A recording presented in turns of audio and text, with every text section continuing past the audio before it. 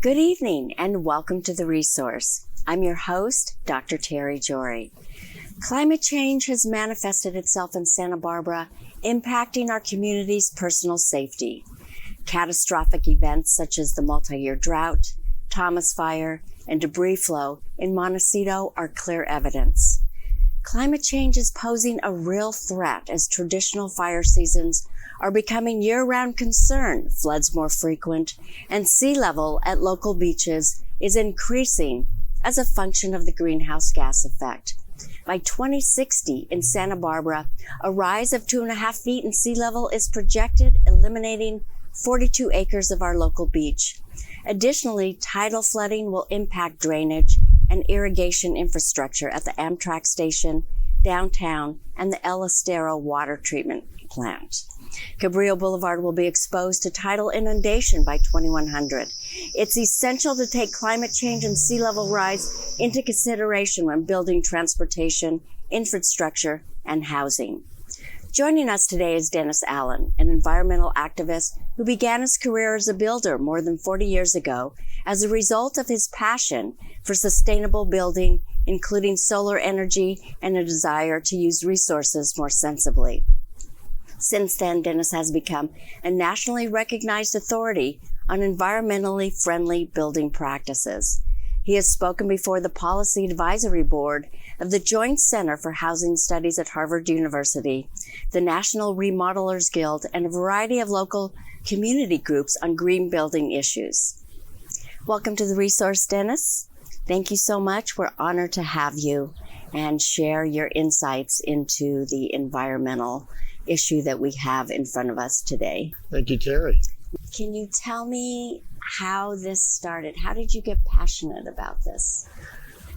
Well, I was working in the peace movement in the Northern California, the Bay Area, and one of the courses I was taking auditing down at Stanford was on finite resources and global tensions around those, taught by a physicist and a political scientist at Stanford.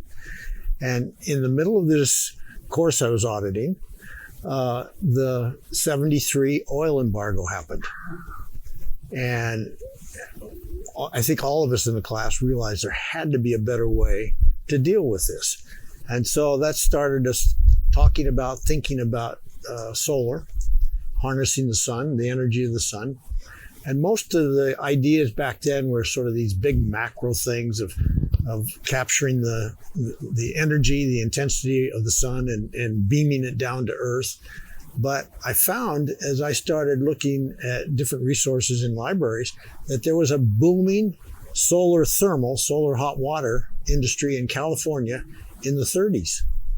Wow. And it got pushed aside as natural gas got sold to the state legislators as a better, more uniform, simpler way of doing things. Well, it turns out that was, of course, a major mistake, but we didn't know that at the time. So you were taking a class, and what did your professor and your classmates think of the solar energy? Did you think, oh, it didn't happen in 1930s, so we should do something else, or let's move forward with this idea and see if... Well, we didn't really talk about the industry, and it was kind of a Rube Goldberg kind of industry back in the 30s because it was so simple and easy to do in homes. But most of the ideas we talked about in class were sort of these fantasies because nobody had done them. So I actually had a friend in Santa Barbara who was the dean of the UCSB extension program, and he wanted to build a new house. And I said, why don't you do a solar house? So he, being an innovator in education, he liked the idea of being an innovator with his new house. And it was like 6 months later, he called me and he said, I can't find anybody in Santa Barbara that knows anything about harnessing solar energy for residential or even commercial. So he said, will you build me a house? And I knew nothing about building houses even then, but I had the chutzpah to say, yeah, I'll give it a go. And I found I loved it. And that was what, 19? That was in 75. Wow. We started in 74. So that's how you started. Mm-hmm. And his house was the only one I've ever built that was an active solar system. So what does that mean? Tell us a little bit, educate us a little bit Well, about. it means you're moving fluids around to transfer heat and so forth. For space heating, I'm talking about. But you didn't build the solar system, or did you? Yeah. Oh, you built nobody the else solar knew anything system? about it. So, Oh. and they were pretty basic. There was a lot of experimentation going on then, trying to figure things out. And after that first house, every house that I've done since then that has tried to harness the sun for space heating has been what we call a passive system. It's where the actual house becomes the storage for the sun, and the windows become the collectors, and then you have thermal mass inside so you don't overheat or run into problems with it. So can you tell us a little bit about how solar works? I mean, a lot of us have solar, but how does it actually, how do you, like your first project, how did you capture that heat and do that? How did you know what to do? Well, you design the house so that if it's a passive solar design, so that the windows face south or a little east or a little west and bring the sun into the house. And that, of course, warms things up. But then if you have thermal mass is basically materials that don't heat up very fast or cool down very fast. So the warmth that you're bringing in goes into these materials, and they keep you from scorching during the daytime when the sun's bright outside, and then freezing at nighttime when the sun goes away. So it puts the energy of the solar rays that are coming in into these materials, and then it releases it after dark back into the space. So it acts like a giant flywheel, but it uses the sun for the energy for heating that you want. But didn't we back in the day, long time ago, used to build homes and places where people congregated this way? We built with the earth and with our environment. Well, you go back to the Anasazi in the Southwest 1,000 years ago. They built their communities really on south-facing sides of cliffs and used that exposure to stay warm, especially in the winter. And then the overhangs of the cliffs sometimes would keep the sun from baking them in the summertime. But they had restricted locations where they could locate their communities, but it worked really well. And that was done for a lot of years. And that wasn't the only place. That's happened all over the world. Right, exactly. When we didn't have fossil fuel for heating and cooling, that's how it was done. And then air conditioning came, and also all of that came, and then everything changed. Is that when you think like the X happened, when things started to change and we didn't take the environment into consideration? Well, that happened before then. I mean, I don't want to get into a political discussion, right. but really the whole thing that has been the problem for us, in my opinion, is unfettered growth, which is the way our economy has been organized for the last, well, I could say almost 500 years, but really the last couple hundred years, and just it's been accelerated in this direction since 1950. And so, we're overtaxing all of the resources of our planet, and we're using energy beyond sustainable means, fossil fuel kind of energy. And so that's got us into the predicament that we're really in a crisis situation about today. So what do you think that we should do? Well, first, let me ask you this. You have been building this way since 1975. What's it like to be in a world that doesn't pay attention or give priority to sustainability? Well, it's frustrating, but it also means you push harder. Or at least that's what I've done. And, back in 75 and those early years, I was a kook. you know, everybody said, why are you doing this? Or they thought you were, but you weren't a kook. And there was suspicion that this was the unknown and why do it? And it's controversial and is it really going to work? And, all these kinds of questions. Well, in California, we've been blessed in many ways by forward-thinking legislators that have. First, it was Title 24 that was put in place in around 1970. And since then, every 3 years, we have ratcheted it up, making the requirements to make all of our houses tighter, especially new construction. And today, we have to make our houses so tight that there's almost no leakage between heating and cooling inside and outside. And even now, if you build a new house, you have to put some solar photovoltaics. Those are solar panels that generate electricity. You have to put some of those on your house. So we're not to what you could call zero net energy homes yet, but we're very close to it in California. Most of the rest of the country is lagging considerably behind us. So, one of the gratifying things I've seen through the years is that the baseline keeps getting better and better for protecting the environment. Now, the downside that we have is everybody wants to build bigger and bigger houses. Well, that, of course, uses more and more resource. The greenest house is the one that never gets built. And the next greenest is the one where you take an existing house and remodel it, but you keep a lot of the materials that have already gone into it and reuse them in the structure. So, unfortunately, this is still not popular in the thinking to try to be as modest as you can in terms of meeting your housing and living needs. But that's the greenest way we can go. Well, the greenest way to not build a house, that's not practical, right? Well, we need habitation. But if you look at other countries in the world, I don't have the exact statistics, but in Europe and certainly in Japan, I think per person in Japan, the housing square footage is about half of what it is in our country, and they live well. We think more is better all the time, and it's part of this unfettered growth that I was mentioning, and so.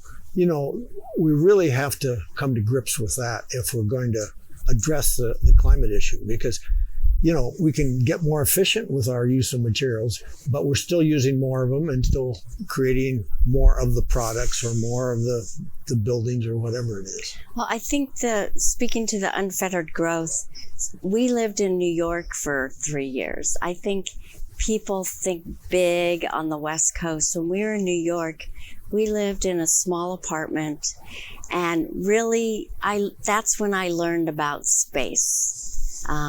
It was beautiful, and, we had a roof over our head. But then when we came back to California, I realized we don't need all this space. Oh my gosh, it's so much space. And that's when we really learned about space. And I do think on the West Coast, people still think bigger is better and more is better. But I think that as we go on, that's a great thing to learn and educate people about. What else would you tell people to help the world? What in your opinion would really be helpful, and if you could have your dream of how the world should be in your sustainable building world? Well, starting with looking at buildings, having buildings be zero net energy or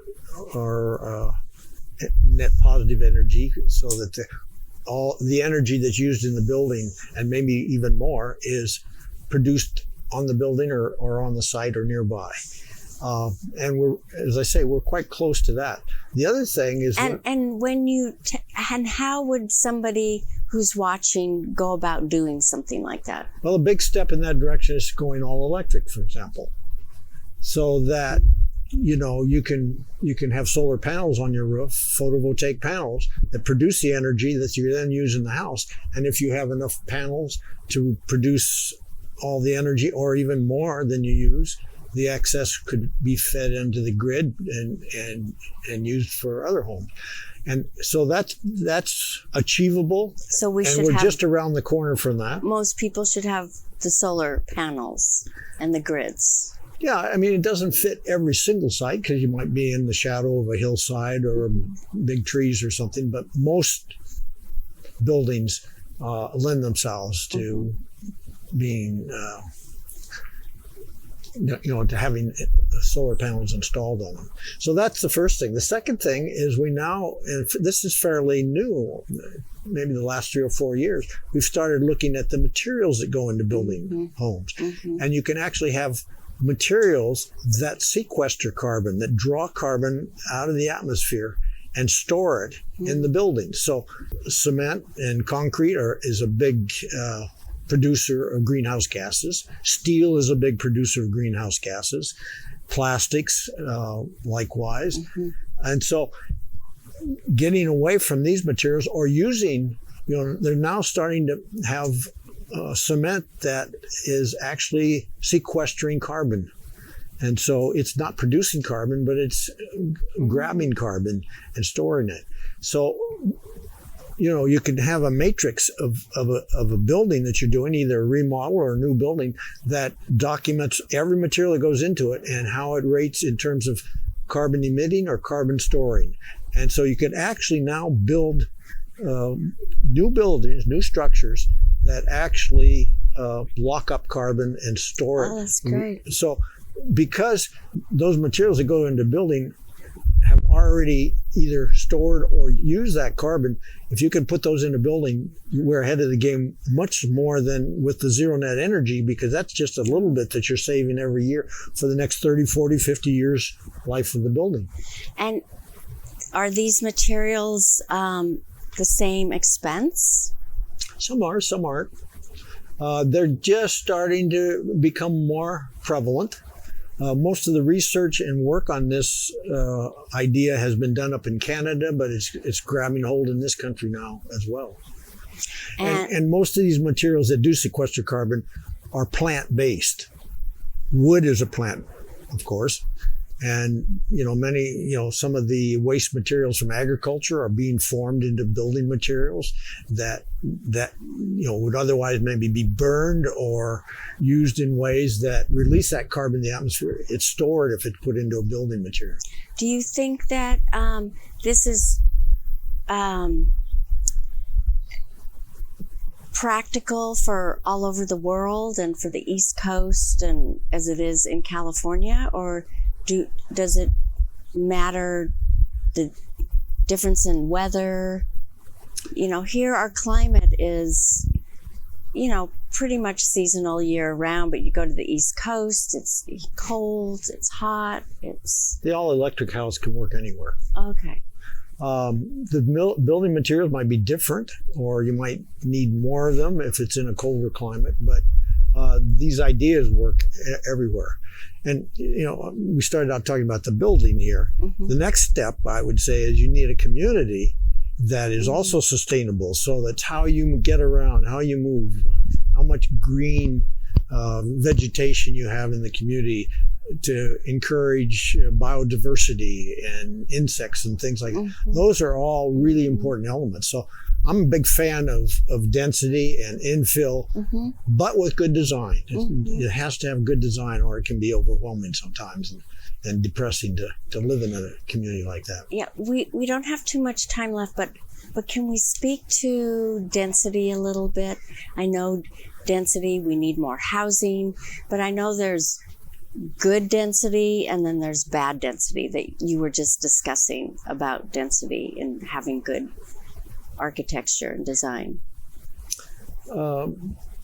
If you're asking what makes good density. Well, for example, the UCSB project. Do